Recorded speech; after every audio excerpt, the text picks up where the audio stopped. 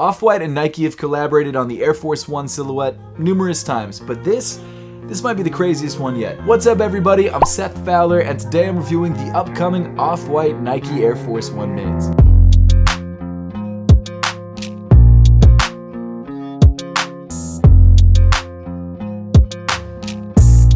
But first, I want to give a huge thank you to Sole Premise for supporting the channel. Sole Premise is the premier sneaker bag carrying company. In fact, they make bags that are perfect for traveling with your sneakers. Sole Premise bags are TSA certified, which means you can bring them onto the airplane with you rather than having to check them underneath the airplane, so all of your valuable sneakers are always with you when you're traveling. And you may have already noticed, but Sole Premise just released a brand new camo collection. You've got blue camo, you've got green camo. I've got the Sole Premise signature bag in blue camo. The signature bag is my personal favorite bag because it holds 5 pairs of sneakers. You've got 2 in the front, you've got 2 more in the back, and then I saved the biggest pocket for last. You've got the bottom pocket, which I usually use to store my clothes in because I don't usually need more than 4 pairs of sneakers, so I've got a lot of space in the bottom to throw whatever it is that I want to wear for almost about a week if you're careful on your packing. So if you want to check out Sole Premise for yourself, make sure to click the link in the description below and use my code Seth for 40% off. And if you guys want to grab some of the best sneaker bags out there, I definitely recommend checking out Sole Premise. So I don't think it's a stretch to say that the late Virgil Abloh is one of the most influential fashion and sneaker designers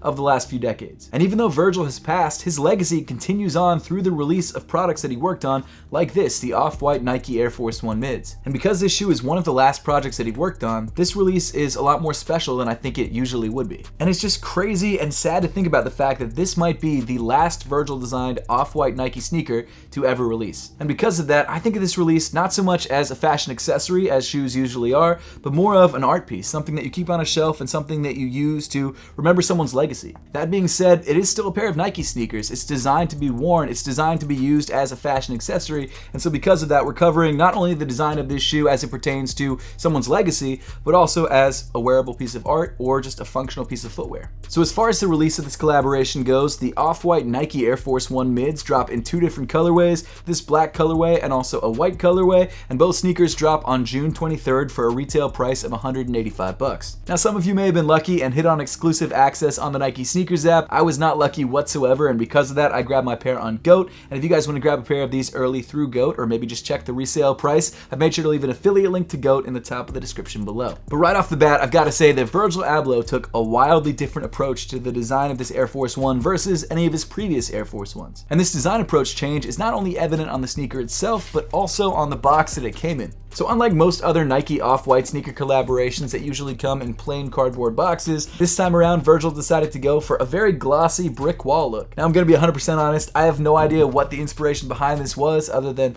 literally a brick wall. I'm sure there's a reason for doing this, I just don't know what it is, and I can't find that information on the Nike Sneakers app or really anywhere else. But if you happen to know why Virgil decided to make this box look like this, make sure to let me know in the comment section down below. On the top of the box, hidden on the mortar between some bricks, you've got the Off-White Co. Nike text. Around the other sides of the box, you've just got more brick and mortar, and then on the front of the box, you've got the size tag. According to the size tag, the official name of the silhouette is Air Force One Mid SP. The colorway is black, clear black, and I grabbed a size 9, which is my true size. We'll get to sizing a little bit later on in the video, but I usually go with my true size in Nike sneakers because Nike usually gets sizing right, unlike some other brands. In a cool touch, the crazy box design does not end there. You've got this really nice green color all over the inside of the box with the Off-White logo on the top of the lid, and then the paper that comes inside the box comes in blue and white with that same Off-White logo. Overall, even though the box is a pretty big departure from really most of Virgil's collaborations with Nike, I've got to say it's a nice change. It's something different, and Virgil always likes to try different things, so I'm definitely down with it. But getting back into the sneaker, like I said earlier, the Off-White Nike Air Force One mids are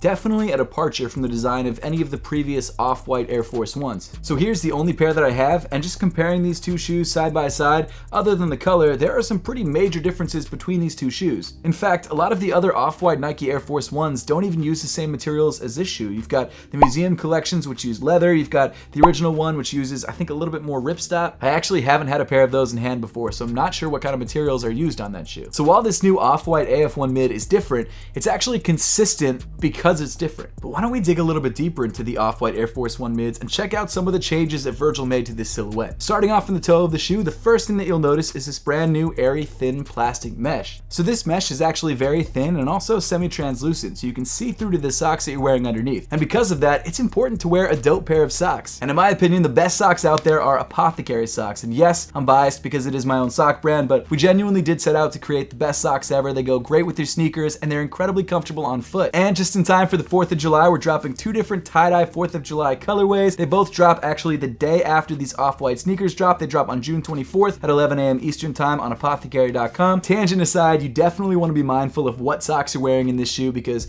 you can see them. And if you're wearing bare feet, you can see that too. Wearing bare feet? Is that how you say that? If you're in bare feet. That's what I meant. In a very interesting detail, there's actually this wood grain texture that's embroidered into the mesh upper itself. I didn't realize exactly what that was until I got the shoes in hand, and then you can really start to see the wood grain throughout the entire upper of the shoe.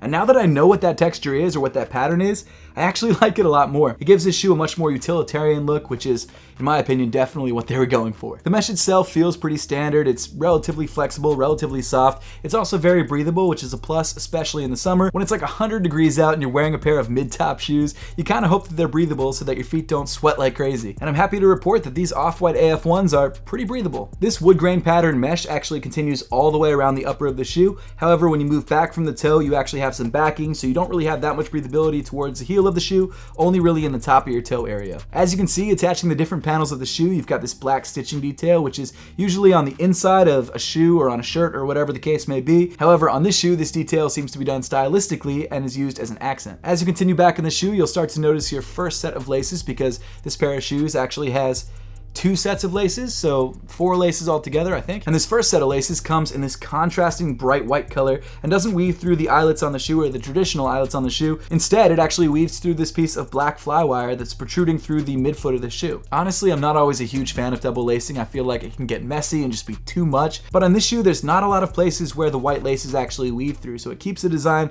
a little bit cleaner, which I really like. And according to the sneakers app, that was actually a detail that Virgil added specifically so that users could customize their looks. And the way that it's laced right now, it creates this nice X shape, which I actually kind of dig. Underneath the white laces, you've got a much more standard lacing setup with these black flat laces. And these black laces really seem to be the main functional lacing system on the shoe. While these white laces might provide a little bit of extra support, the black laces are the ones that you need to tie if you actually wear the shoe. As with most other Off-White shoes, you've got your zip tie weaving through the laces. In this case, it comes in a bright orange, which I actually really like, and it contrasts the black upper of the shoe really nicely. However, I don't wear my shoes with the zip ties. You're welcome to if you want to, but I just think it's a little bit too much on the sneakers. So personally, if I keep this shoe, I'm gonna be getting rid of that detail. In another interesting detail, you've got this second lace accent, I guess you could call it, which is this lace lock. It comes in this semi-translucent yellow, accented by a pink button. Of course, because this shoe is an Air Force 1 mid, it's gotta feature that strap across the top of the ankle. In this case, the strap comes in black, and it also comes in this sort of nylon material. Then at the top of the tongue, you've got the word Air embroidered in white. Moving inside the shoe, you've got this black fabric mesh sock liner, which is really nicely padded around the ankle area. And then rounding off the inside of the shoe, you've got this black insole with some Off-White logos on the heel. Now, getting to sizing and fit. The Off-White Air Force 1 mids seem to fit true to size, which I'm happy to report. They actually fit just like every other pair of Air Force 1 mids, and consequently like most other pairs of Air Force 1s. So if you're planning to grab a pair of these, or at least go for a pair of these, I do suggest trying to grab your true size because that will fit you the best. However, as I usually suggest, if you've never tried on a pair of Air Force 1 mids before, or Air Force 1s in general, definitely do that before you grab this shoe just to make sure you're grabbing the right size for you. Then continuing back in the shoe to the midfoot, you get to this semi-translucent, plasticky, rubber feeling Nike swoosh. Now this Nike swoosh is pretty interesting because the only way that it's connected to the shoe is through this zigzag stitching detail right there at the front, and then through this stitching on the heel. Now while this detail differs a little bit from some of the previous Off-White Air Force 1s, this is actually how they connected the Nike swoosh to the Off-White Air Jordan 1s, which is like my favorite sneaker of all time, or one of my favorite shoes of all time. So we've seen this before. Even though it seems a little bit loose and a little bit fragile, it stays on there and it works out just fine. Towards the back of the Nike swoosh on the lateral side, you've got that now iconic Off-White orange detail, which really accents the Nike swoosh really nicely. It's not orange in every single Off-White collaboration, but all of the original ones had these little orange tabs. Moving around to the medial side of the shoe, or the inside of the foot, instead of having that orange tag, you've actually got this printed white text detail, which again has become a signature Off-White detail. This time around, the text reads, Off-White for Nike, Air Force 1, Beaverton, Oregon, USA, C 1982, which of course is the year that the Air Force 1 first debuted. Then moving around to the heel of the shoe, you've got the Nike Air branding at the top of the ankle, and also this semi-translucent plastic nylon pull tab. But then we move down on this shoe to this crazy redesigned Off-White Air Force 1 midsole. So at first glance, if you discount the spikes in the front of the shoe, this midsole might not look that crazy. But then as you start to look towards the heel of the shoe, you'll notice that the midsole gets a little bit wavy, and not only that, it features a visible air unit. That's not something that you usually see in Air Force 1s, and honestly, I kind of dig it. So it looks like for this Off-White Air Force 1 collaboration, they created brand new midsole tooling, which I actually really like. And also something that I found really interesting is that the stitching that follows the top of the midsole, it actually continues to follow the shape of this wavy midsole, which I'm sure was a pain in the factory to do because they literally follow it with their hand. It's not an easy process. So the fact that they didn't just do a standard midsole shape and instead went for this sort of wavy look, I bet that was a bummer to sew.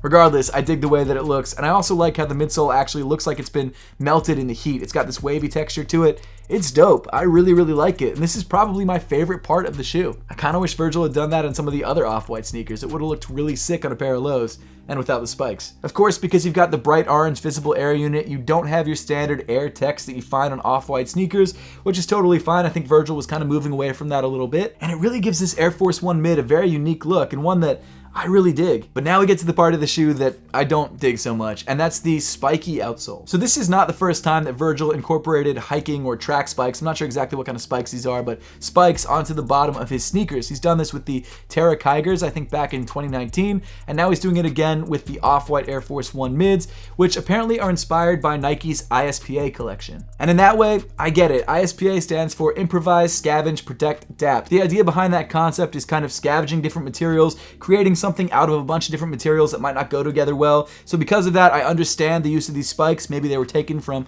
a track sneaker and he wanted to create something that utilized that aesthetic.